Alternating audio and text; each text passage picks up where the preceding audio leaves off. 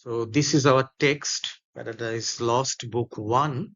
We will start from this speech of Satan. We were uh, examining his first speech. So we'll start from this line, what though the field be lost? So he's addressing his second in command, his companion, Beelzebub here.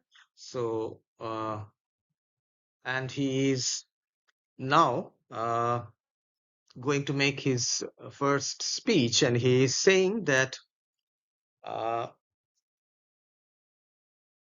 the fallen angels or the rebel angels, they had fought with God, and they had fought with him with a lot of courage and a lot of kind of force, which made him doubt his power. So let us start from here. This is a very famous part of Satan's first speech. What though the field be lost? All is not lost. The unconquerable will and study of revenge, immortal hate, and courage never to submit or yield, and what is else not to be overcome. So he is asking a rhetorical question, what though the field be lost? Field means battle here, the battle with God. So they might have lost this first battle with God, but that is of no consequence. All is not lost. So everything is not lost, because he's saying they have still some qualities left. And what are these qualities? The unconquerable will. So obviously they have left the unconquerable will, their willpower, the fact that they are not going to surrender, that remains unconquered. God has not been able to conquer that. And study of revenge, immortal hate. So study here means effort or endeavor. It comes from the Latin word studium, studium. So obviously it is going to be a study of revenge. So they would be forever revengeful. They would try to seek revenge for their first defeat at the hands of God. And what is also there? Immortal hate. So they are henceforth not going to show God any kind of concession. They would be forever uh, harboring a sense of hate in their hearts for God. That is immortal, because the angels are immortal themselves. So the hate, this emotion, will obviously be immortal. And courage never to submit or yield. So obviously they have the courage never to submit or yield. So that is, they're not going to surrender. They have this courage to fight on and on against God, to keep on the fight. And what is else not to be overcome? Against this rhetorical question, Satan is asking the question which has the answer in itself. So it means that, and in what else but this does invincibility consist? So the source of resistance, which Satan has just listed. So he is saying that they have all these things. They have revenge in their hearts, hatred in their hearts, and courage in their hearts. So all these qualities are very great qualities, and these consist the sense of, uh, you know, uh, invincibility. They cannot be, God has not been able to take away all these qualities. So obviously, uh, and what is else not to be overcome? So God has not been able to overcome these qualities. It remains, these qualities remain their own. That glory never shall his wrath or might extort from me. So he's saying that glory, meaning the glory of God, to God, of forcing Satan to submit. So God will not have that glory. He will not have that satisfaction of making Satan submit to him. So he's saying that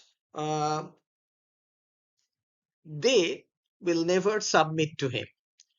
So either, even if uh, he is angry, wrath means angry, or might means his power.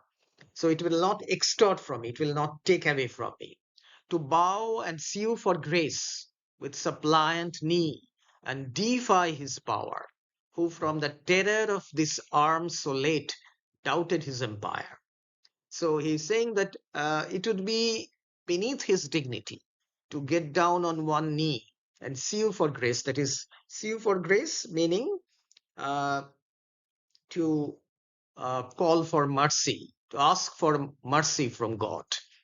With suppliant knee, meaning with bended knee, and defy his power to make him even more powerful, to worship him as God, as the all powerful creator and the all powerful being. So Satan is boasting about his own power and defy his power, who from the terror, this is the uh, Middle English spelling of this arm so late. So the terror of this arm, whose arm? Satan's arm. So he's saying arm means power. So God had almost lost his throne because Satan had been so powerful. He had rattled the throne of God.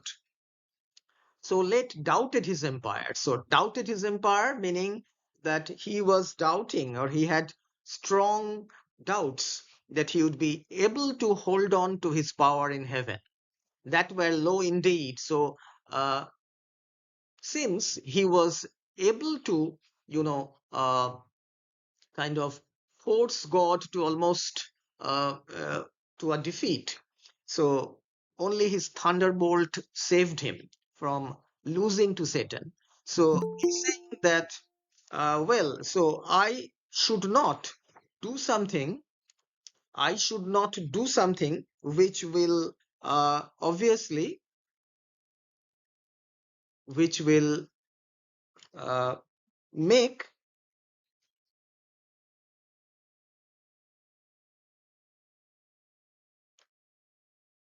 sorry, just a moment. Yes, which will make God triumphant. So it would be beneath his dignity. That were low indeed. That were an ignominy and shame beneath this downfall. So to ask for mercy from God would be a kind of an embarrassment, a shameful act on his part. So this downfall is obviously embarrassing enough, but that attitude of becoming a servant to God, acting like a servant, that would be even more shameful. So Satan is not going to do that. Since by faith, the strength of God's and this imperial substance cannot fail. So he's saying that obviously by faith, Milton is, or Satan is adopting the pagan view uh, that fate meaning pagan view, meaning the view of the Greek tragic poets, not the Christian poets. So the Greek tragic poets who held that gods are subject to the decrees of destiny. So Satan prides himself, he is exalted, uh, he is exalting himself and the other rebel angels to the rank of gods. So this imperial substance, meaning this heavenly substance, so they are angels and they are not going to die, so it cannot fail. Since through experience of this great event in arms not wars, in foresight much advanced. So he's saying that this great event, experience of this great event, what was the great event? The outcome of the war in heaven, the war that they had lost. So it was a kind of a learning experience for them. In arms, not wars. So in power, in terms of the weapons they have, they are not inferior to God in any way. In foresight, much advanced. Foresight meaning, obviously, in kind of the wisdom. So Satan is equaling himself with God in this respect. We may, with more successful hope, resolve to wage by force or guile eternal war, irreconcilable. So he's saying that we have to wage eternal war. We must not think about surrendering. And we, since we have the foresight, the wisdom, we have gathered experience. So next time we fight against God, that would be a successful fight. So we have to wage war by force. Either we have to wage war against God or guile eternal. So we have to resort to some tricks. We have to resort to some tricks, meaning they would not engage in a direct war with God, but they would resort to some tricks. So eternal war, that is important. So Satan is not thinking of any kind of surrender, irreconcilable. So he's not going to be reconciled to God, with God, to our grand foe. So he doesn't refer to God, as you will notice. He refers to him by different kinds of names or pronouns like that. Grand foe, obviously God, who now triumphs, who is now triumphing over them, who is very happy and in the excess of joy, soul reigning holds the tyranny of heaven. So he's saying that he is excessively joyful because he has beaten us in the first battle and reigning. So he is himself alone, holding all power without fear of any rival. So he is now the sole ruler of heaven, having thrown us into hell. So his tyranny, obviously, he will. Actually, Milton's poetry is often tinged with his life events, that some of the events that occurred in his own life. Now, many critics have equaled Milton with Satan. Uh, uh, it is said that Satan is the hero of Paradise Lost, but of course, he is not the hero, but he is portrayed in a very kind of a grand way, as if he was fighting against an omnipotent power. And God sometimes has been equal to Charles the First. So you will remember how when I had shown you the PPT, I had said how Milton had opposed the monarch Charles the First, and ultimately he sided with the Republicans, the Commonwealth, led by Oliver Cromwell, and how Charles the First was beheaded and the Republic was set up. So there have been some, just as Charles the First was a tyrant, he ruled England like a tyrant. So God is equated somewhat in the same way. Tyranny of heaven, meaning he is a tyrannical ruler of heaven. Now, this part is, of course, the modern English translation, so you can read this. Now, I hope you have understood this part, and now we will go to the next part. So, here ends the first speech of Satan, here. So, tyranny of heaven. And this is line number 124.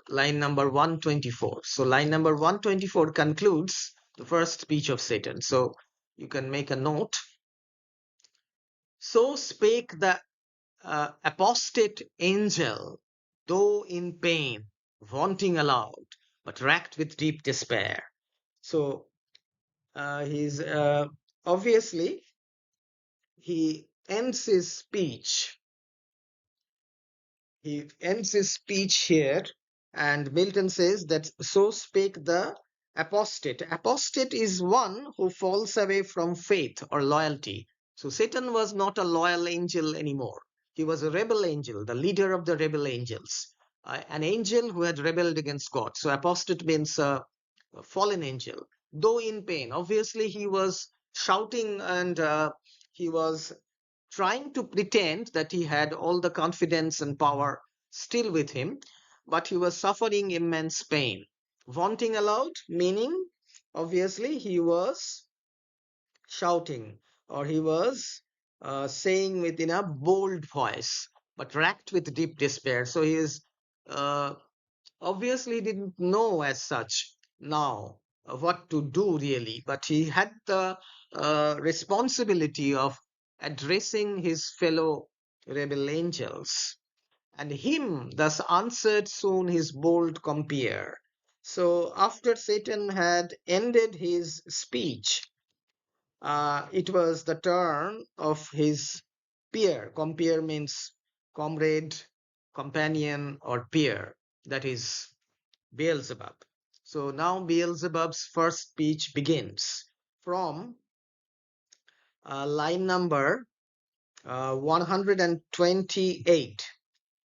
From this line, O Prince, O Chief of many throned powers, that led the embattled seraphim to war under thy conduct, and in dreadful deeds fearless, endangered heaven's perpetual king. So he's now saying, he's praising Satan. He's saying, "Oh Prince, so you are like our Prince, and you are the chief of many throned powers." Throned powers, uh, actually, there were a particular order of angels called thrones, but Milton is not referring to them here. Uh, Satan belongs to the order of the archangels. Now, the angels, they are divided into different categories. There are the angels, then the archangels, then the virtues, powers, princedoms, dominations, thrones, cherubim, and seraphim. So there are all these categories. So the archangels, they belong to the highest of all. Uh, Before his fall, Satan, along with Michael, Raphael, and Uriel, were mentioned as the archangels. Now, um, the whole army of fallen angels, sometimes they are described as seraphims and cherubims. So he's saying the throned powers, meaning those who had occupied different thrones in heaven, that led the embattled seraphim to war. So seraphim obviously refers to the last of in the category of angels, embattled meaning into battle, under thy conduct and in dreadful deeds fearless, endangered heaven's perpetual king. So dreadful deeds, fearless, obviously under your military command, under thy conduct, and in dreadful deeds fearless. Obviously they did not fear God. They fought against him, and they endangered, or they uh, brought heaven's king into a kind of a danger, a dangerous situation where he was about to lose his throne and put to proof his high supremacy.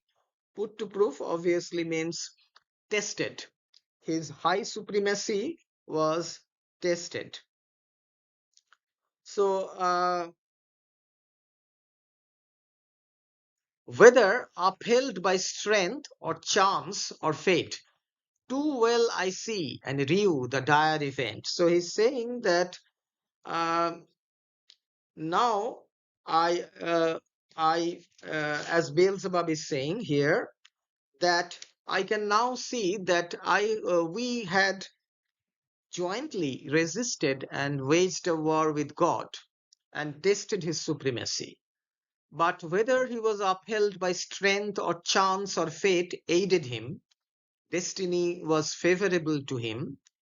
Now I can see and rue, that is, I regret the dire event, the event that has now befallen us, that is, the defeat that we have suffered. that with sad overthrow and foul defeat hath lost us heaven. So obviously we are not in heaven anymore. We have been thrown out of heaven. We are into the dark pits and the burning lake of hell. It is a sad situation for us, and it is a foul defeat, a very evil kind of a defeat that we have suffered. We have lost heaven, and all this mighty host in horrible destruction laid thus low. So Beelzebub looks around him, and he sees that the innumerable rebel angels, they are still strewn, they are still floating on the burning lake. They are, most of them are unconscious. They are, almost all of them are unconscious. Only Satan and himself, they have regained consciousness. And a mighty host meaning the mighty army of Satan. So they are in a kind of a terrible disarray as far as gods and heavenly essences can perish. So he's saying that since they are angels, obviously they are made of heavenly substance. They cannot die.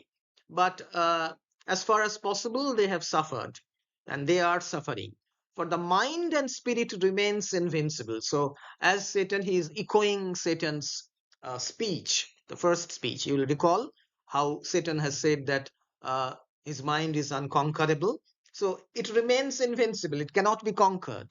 Obviously, he is uh, going to not going to surrender like Satan, and vigor soon returns. So vigor means strength, bodily strength.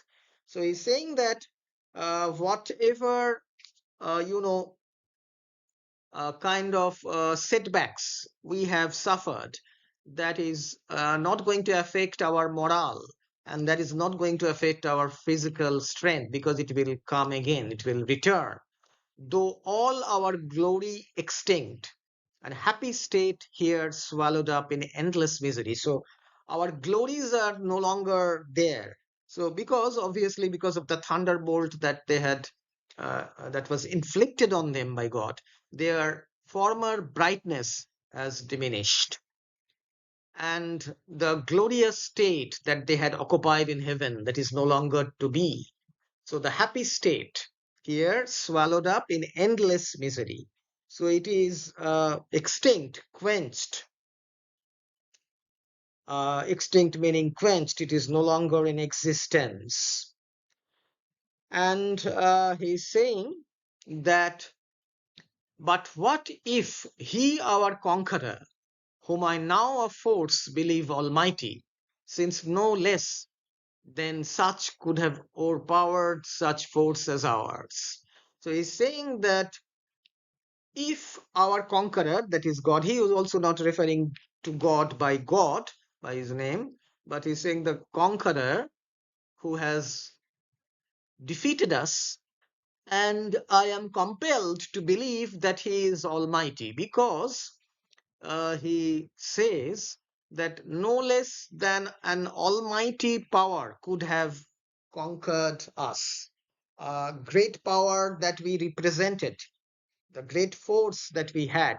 So it required an equally or even greater power to win against us, have left us this our spirit and strength entire, strongly to suffer and support our pains. So he's saying that obviously we have been thrown into this hell, this place, and however, our spirit and strength, they are entire, they have not suffered. We are suffering, it is true, and we are in pain, that we may so suffice his vengeful ire. So he's saying uh, he has satisfied his vengeful uh, revengeful anger by inflicting on us pain and suffering, or do him mightier service as his thralls by right of war, whate'er his business be, here in the heart of hell, to work in fire. So he's saying that uh, we are here, we have to suffer here. And obviously, his thralls, meaning his chains, kind of the chains. And now we or do him mightier service. So we are not, uh, uh, we should not render him any kind of service as his thralls or as his prisoners by right of war. So we are his prisoners of war.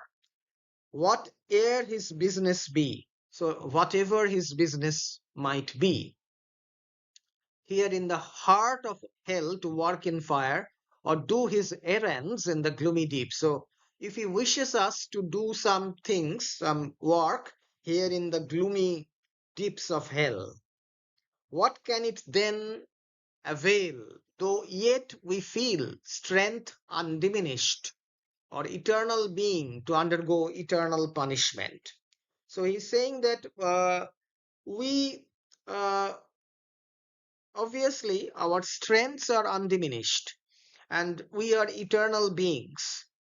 That means that they are not going to die, they are going to suffer eternal punishment.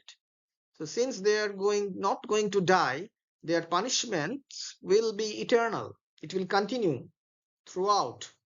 So Beelzebub, as you can see here, is ending his speech by lamenting that even though they might regain their strength, they have their indomitable spirit, they have their unconquerable will and everything, it is going to become useless, as it will only enable them to suffer eternally.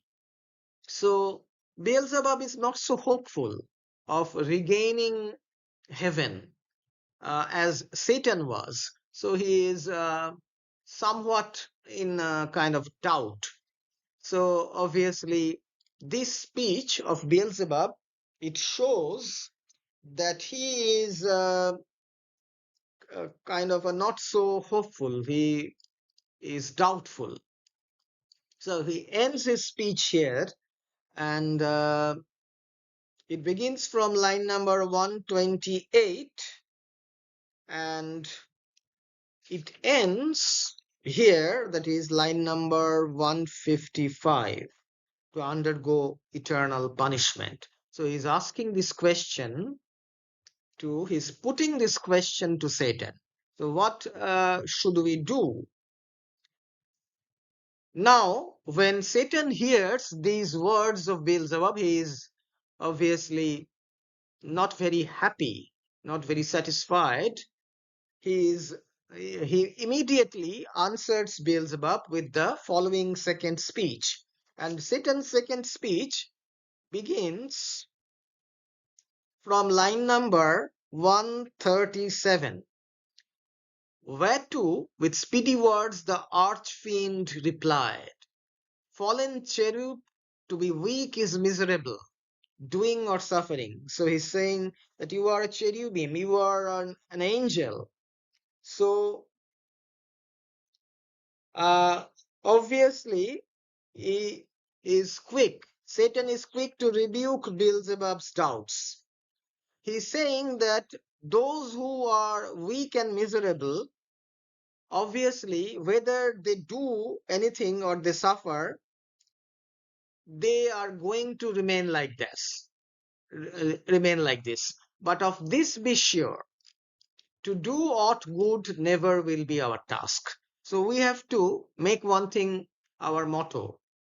We are not going to do any good to God or to his creations, but ever to do ill our sole delight. So we are going to find ways of doing evil as being the contrary to his high will, whom we resist. So his high will, the almighty power that God wills, God is always thought to be merciful and kind. He is good, he is just. So he is going to do good, but we have to distort that. We have to act in a contrary way. So if he does good, we will resist him. If then his providence out of our evil seek to bring forth good, our labor must be to pervert that end. So he's saying, obviously, if he tries to from to bring good from our evil, obviously our labor meaning our efforts should be to bring out more evil out of that good, and out of good still to find means of evil. So whatever good we find anywhere, we have to turn that into evil deeds, which oft times may succeed, so as perhaps shall grieve him. So he will be grieved, he will feel sorrowful, he will he will not be satisfied with his work. So sometimes we will succeed.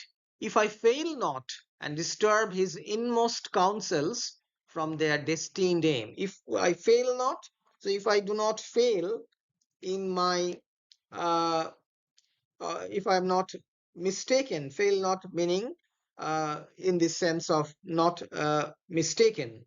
So uh, he's sailing or he's saying here that he is always, or they should always try to bring about evil. It should be the end or the aim. But see, the angry victor hath recalled his ministers of vengeance and pursuit back to the gates of heaven. So now he is looking towards the heavens and sees that the angry victor, that is God, he has recalled his uh, his army of angels, ministers of vengeance, meaning army of angels who wreaked havoc on us. And they are not pursuing us, they are returning to the gates of heaven. So they are quite satisfied with the kind of deeds they have achieved. The sulphurous hail shot after us in storm, o'erblown hath laid the fiery surge, that from the precipice of heaven received us falling. So he's saying that uh, the sulphurous hail, the hail of sulfur, burning sulfur, that was hurled against us. So as they were falling from heaven into hell, the sulphurous burning sulfur was thrown, hurled after them in a kind of a storm. And uh,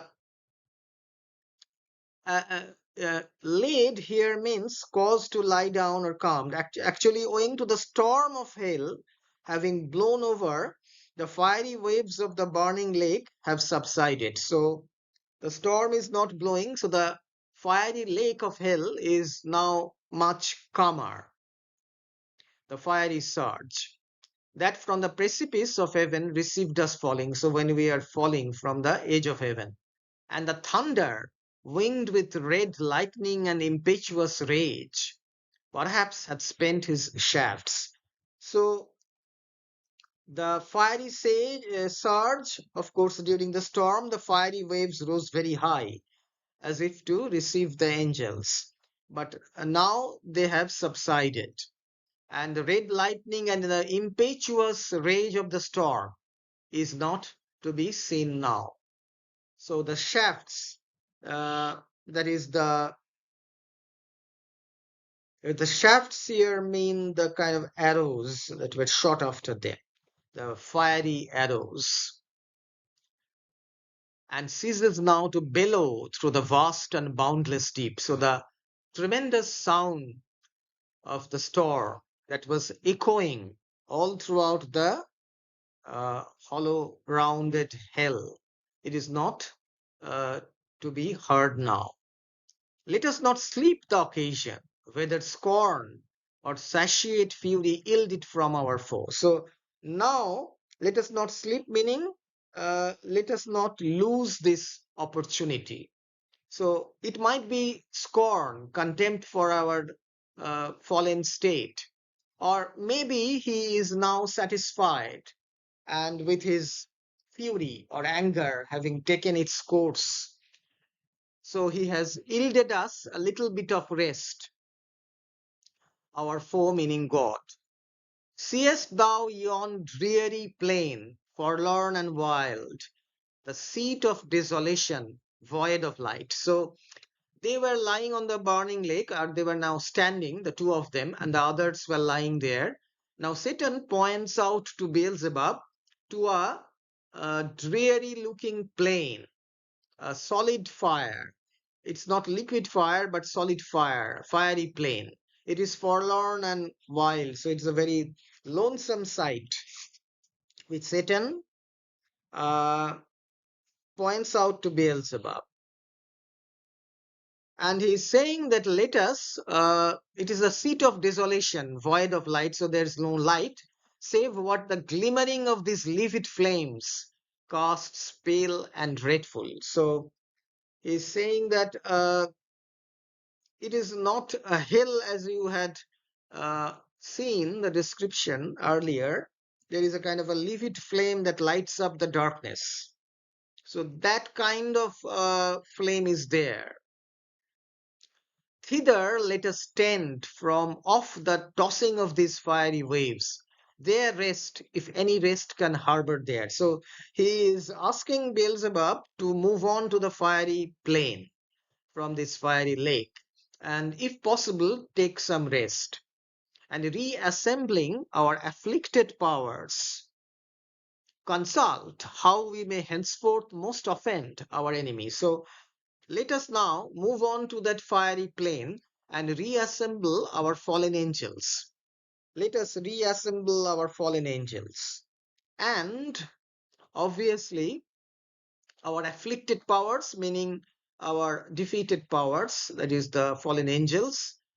And let us hold a meeting and let us consult each other and discuss how we may offend our enemy, how we may disturb our enemy, our own loss, how repair. So, how to repair our loss, how overcome this dire calamity. So, this dire calamity, this uh, danger or destruction that they have undergone, how to get out of this, what reinforcement we may gain from hope, if not what resolution from despair. So he's saying that what reinforcement, how we can reinforce ourselves, how we can rearm ourselves. And we hope to do that, what hope we have. And if not resolution, if not determination to be gained from a disparate state. So the here Milton obviously makes Satan say that uh,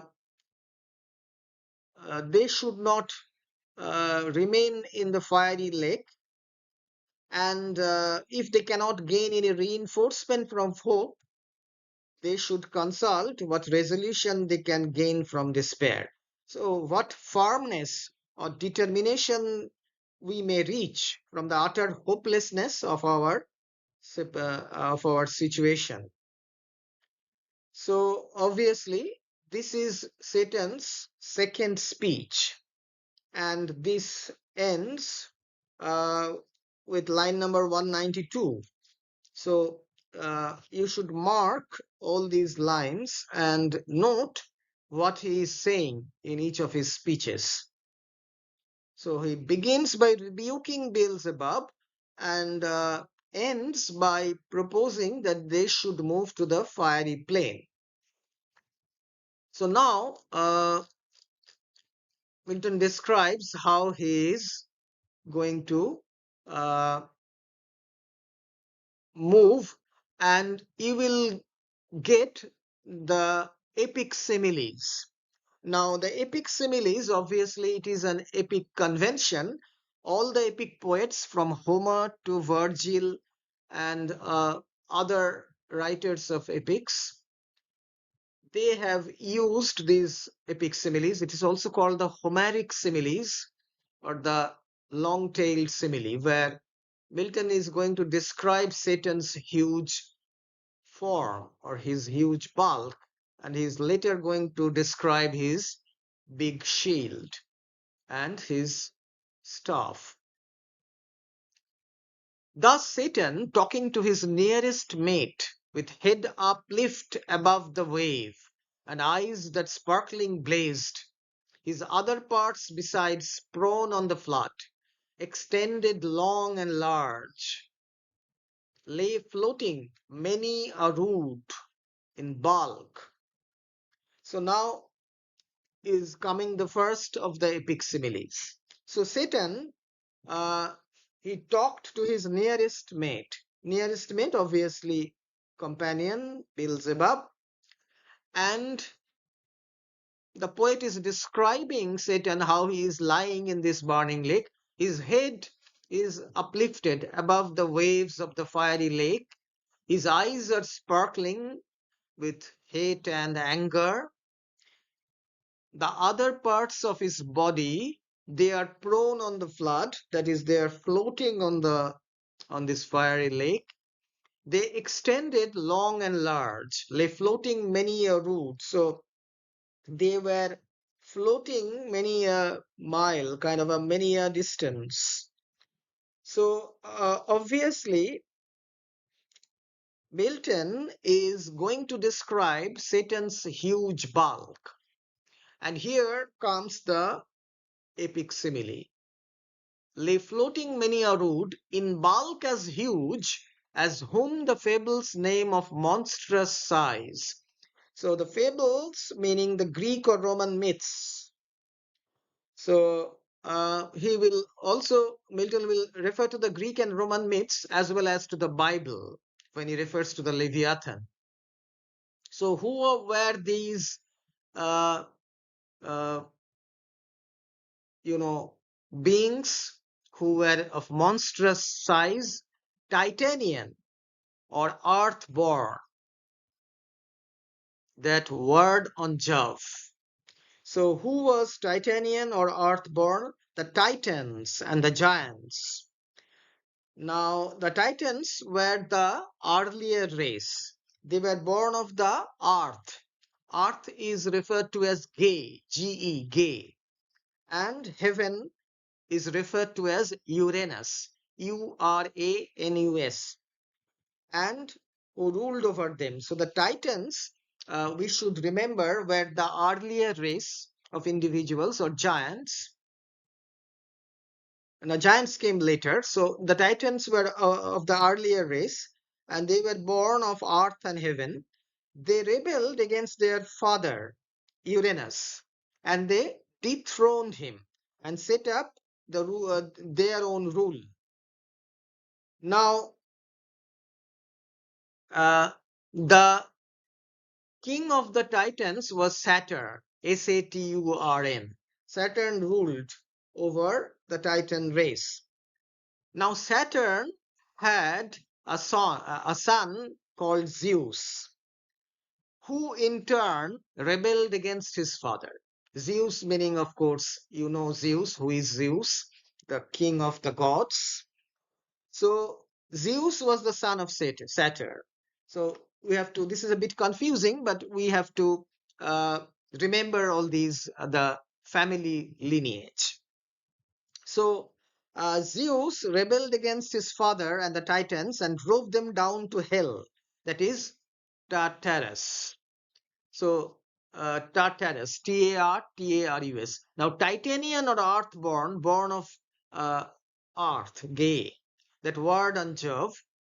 Now, so actually they were facing a kind of a ouster from Zeus. Now the giants were also born of earth and heaven. So they were a different race. They rebelled against Zeus as the Titans had done against Uranus. But they were defeated and destroyed for their insolence. So I think you have understood the Titans or the Titanians. They were a different race. They came first, and the next race, the giants, came later. Now that is a kind of a reference here that Milton gives. They were of monstrous sizes. So likewise, Satan was had that monstrous size. Briareus or Typhon, whom the den by ancient Tarsus held. So Briareus or Typhon. Briareus was a huge monster with 100 hands who assisted Zeus in his war against the Titans. So when Zeus was waging war against the Titans, he was held by this monster with 100 hands who was called Briareus or Typhon. So obviously, mm, this was a kind of a monster whom the den by ancient Tarsus held. Tarsus is an ancient city of Cilicia in Asia Minor. Cilicia, Cilicia. In this country, Typhus had his den. So, Briareus or Typhon. So, he lived in this country. He had his den, whom the den by ancient Tarsus held. Ancient Tarsus, the city of Tarsus in Cilicia in Asia Minor. And there Typhon or Briareus lived, who had helped Zeus in his fight against the Titans. I hope you are able to follow this. So these are the first two similes. First, the race of the Titans, and then comes Briareus or Typhon. Both were of monstrous sizes. Now comes the third of the comparisons, or that sea beast, Leviathan, which God of all his works created hugest, that swim the ocean stream. So Leviathan is a term applied to a sea monster in the Bible. So Milton takes this reference from the Bible. He takes the references of Titan and Tarsus and Briareus from the Greek and Roman myths, but not this one. He takes this from the Bible. The story of the Leviathan is related in the Bible. Now, whether this monster is a whale or a crocodile, that is not certain, or a snake or a dragon. So that is not certain, but it is a huge monster living in the sea. So Milton is perhaps describing a whale, though, as you know, whales are mammals and they don't have scales like fishes. But Milton describes this Leviathan as having scales. Later on, as you can see here, which God of all his works created hugest. So it is the uh, biggest of all the creatures that swim the ocean stream. Now, the ocean where lives this Leviathan, him happily slumbering on the Norway foam, the pilot of some small night-foundered skiff, deeming some island, oft as seamen tell, with fixed anchor in his scaly rind, moors by his side under the lee, while night invests the sea and wished morn delays. So as you can see here, all epic similes, they have a very long kind of a tail. So it is continuing. Milton is sort of moving away to have a little bit of digression. He's describing uh, how this Leviathan, when it was sleeping, happily slumbering. That is, it was often found sleeping on the foam of the Norwegian Sea. So the Norwegian Sea, which is very cold. Now, the pilot of some small night-foundered skiff, the pilot of some skiff meaning a small boat or a small ship, which is unable to move on, which has lost its way in the night. And he comes beside this huge sea beast Leviathan. It is such a big beast that the pilot mistakes it for an island. So, deeming some island, thinking that it is an island, that he has found an island, oft as seamen tell. So, sailors often tell such stories with fixed anchor in scaly rain. So, in this Leviathan, as I told you, it has scales on its body. And obviously, in the book of Job, Job, there is this reference to the scales of the Leviathan. So, obviously, uh, this pilot of this lost ship, he fixes his anchor on the body of the Leviathan, which is covered with scales, and he moors the vessel by his side, sheltered from the wind. Moves by his side under the lee meaning the sheltered side, where the wind is not blowing, while night invests the sea. So when there is night all over the sea, it is night time. So the uh, pilot cannot see that it is not an island, but the Leviathan where he has anchored. So the nocturnal darkness wraps the sea, and the pilot is waiting eagerly for the morning, which seems to be long in coming because the pilot wishes it to come. So, as you know, when you wish for something to happen, it takes an inordinate uh, uh, amount of time to happen. So, wished morn delays. The same thing happens here.